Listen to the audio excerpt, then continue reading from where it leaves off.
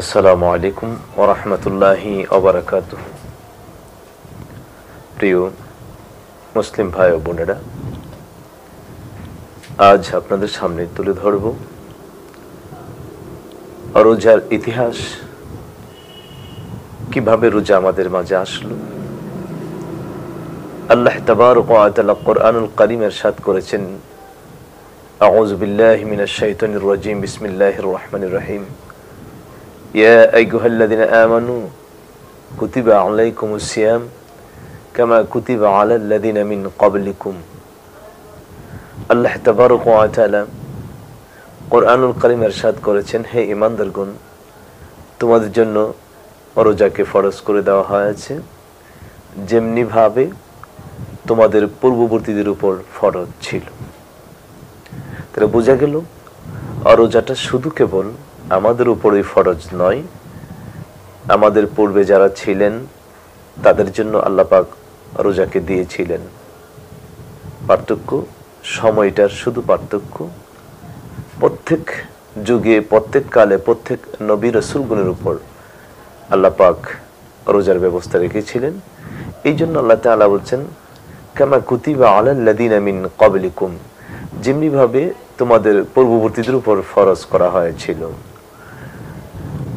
আমাদের পূর্ববর্তী বলতে আদম আলাইহিস সালাম থেকে মূলত রোজা শুরু হয়েছেন। আদম আলাইহিস সালাম তিনি যখন নিষিদ্ধ গাছের ফল ভক্ষণ করেছিলেন, এই নিষিদ্ধ গাছের ফল ভক্ষণ করে তিনি 3 দিন পর্যন্ত না খেয়েছিলেন। এই 3 দিন দুনিয়াতে এসেও তিনি রোজা রাখতেন। চাঁদের 13, 14 এবং 15, যাকে আমরা আয়ামে বীজের রোজা বলা হয়। আমরা যাকে আয়ামে বীজের রোজা বলি, চাঁদের 13, 14, 15 রোজা বাবা আদম আলাইহিস সালাম তিনি রেখেছিলেন। আদম আলাইহিস সালামের পরে হযরত নূহ আলাইহিস সালামও তিনি এই 3 দিন রোজা রাখতেন। নূহ আলাইহিস সালাম মহাপ্লাবন থেকে তিনি মুক্তি পেয়ে, পরিত্রাণ পেয়ে তিনি আল্লাহর শুকর আদায় করতে যাইয়া তিনি এই 3টা দিন রোজা রাখতেন। হযরত ইব্রাহিম আলাইহিস সালাম তিনিও এই 3টি রোজা রাখতেন, 13, 14, 15। দাউদ আলাইহিস সালামের জন্য আবার অন্যরকম ছিল।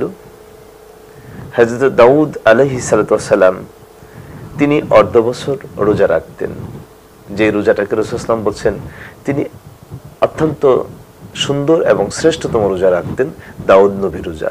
তিনি অর্ধ বছর রোজা রাখতেন, তার মানে একদিন তিনি রোজা রাখতেন, আবার পরের দিন রোজা রাখতেন না। একদিন তিনি রোজা ভঙ্গ করতেন, আরেকদিন রোজা রাখতেন। তো বছরে তিনি 6 মাস রোজা রাখতেন, আবার 6 মাস রোজা রাখতেন না। এভাবে তিনি একদিন রোজা, আরেকদিন ইফতার, একদিন রোজা ছাড়া আরেকদিন রোজাওয়ালা অবস্থায় তিনি থাকতেন।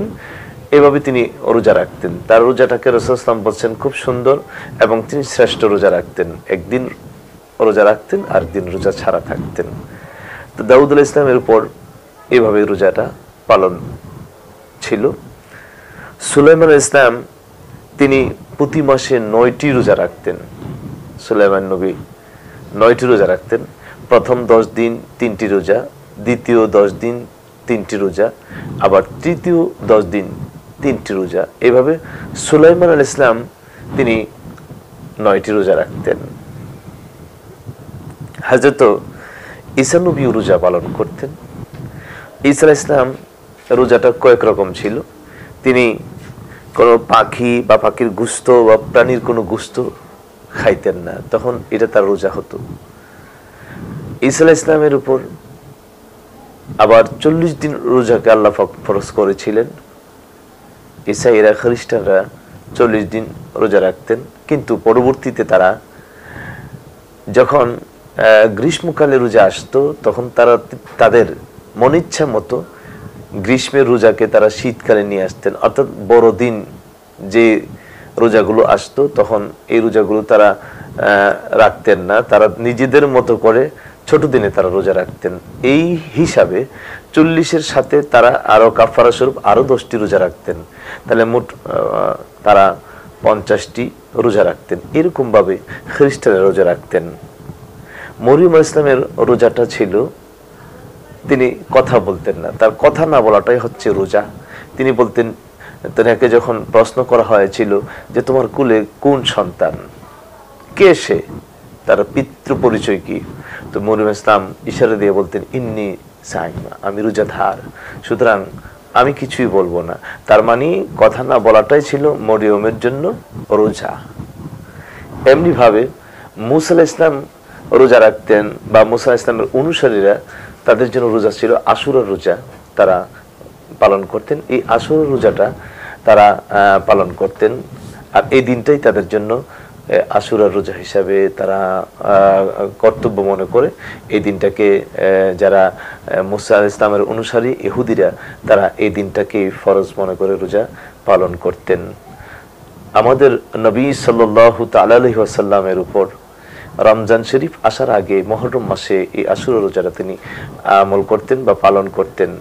যখন রমজান মাসে আল্লাহ পাক দ্বিতীয় হিজরিতে শাবানে আল্লাহ পাক রোজাকে ফরজ করে দিয়েছেন, আল্লাহ তাআলা এই আয়াতে কারিমা নাযিল করে দিয়েছেন, ইয়া আইয়ুহাল্লাযিনা আমানু কুতিবা আলাইকুমুস সিয়াম কামা কুতিবা আলাল্লাযিনা মিন ক্বাবলিকুম লাআল্লাকুম তাত্তাকুন। এরপর আল্লাহ তাআলা বলছেন ফামান শাহিদা মিনকুমুশ শাহরা ফালিয়াসুমহু, যখন তোমরা রমজান মাস পাবে তখন রমজান মাসে তোমরা রোজাকে রাখবে। এই আয়াতের মাধ্যমে রমজান শরীফের রোজাকে আল্লাহ পাক উম্মতি মুহাম্মদের উপর ফরজ করে দিয়েছেন। সুতরাং আল্লাহ তাআলা বলছেন কুতিবা কামা কুতিবা আলাল্লাযিনা মিন ক্বাবলিকুম লাআল্লাকুম তাত্তাকুন। এই রোজাটা শুধু আমাদের জন্যই ছিল না, এই রোজাটা আদম থেকে ধরে যুগে যুগে যত নবী রাসূল আল্লাহ পাক প্রেরণ করেছেন, প্রত্যেক নবী রাসূলগণের উপর, প্রত্যেক নবী রাসূলের উম্মতের উপর আল্লাহ পাক রোজার ব্যবস্থা রেখেছিলেন।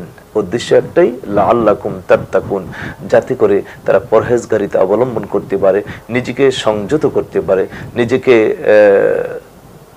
গঠন করতে পারে, নিজেকে তাকওয়া অবলম্বনকারী হিসাবে তুলে ধরতে পারে। এই জন্য আল্লাহ পাক রোজার ব্যবস্থা করেছেন। আল্লাহ তাবারক ওয়া তাআলা এই রোজাকে আমাদের পালন করে আমরা যেন তাকওয়াবান হতে পারি, সেই তৌফিক যেন আল্লাহ পাক আমাদেরকে দান করে। আমরা সবাই বলি আমিন। আসসালামু আলাইকুম ওয়া রাহমাতুল্লাহি ওয়া বারাকাতুহু।